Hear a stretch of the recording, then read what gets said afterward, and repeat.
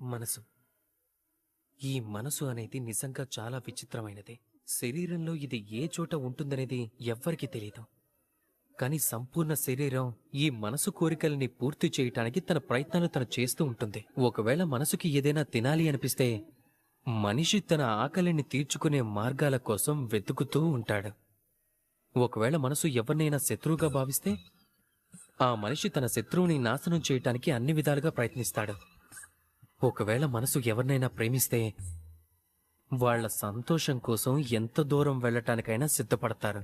కానీ జీవితం సుఖమయం అవ్వాలి అంటే అందుకోసం మన మనసు ఖాళీగా ఉండాలి. ఈ పిల్లన గ్రోవిలాగా లోపల ఏ రాగం కానీ ద్వేషం కానీ ఏమీ ఉండదు. అందుకే గాలి ఊదగానే స్వరం బయటకొస్తుంది. ఈ ప్రకారంగానే మనసుని భావనల నుండి దూరంగా ఉంచటం చాలా అవసరం.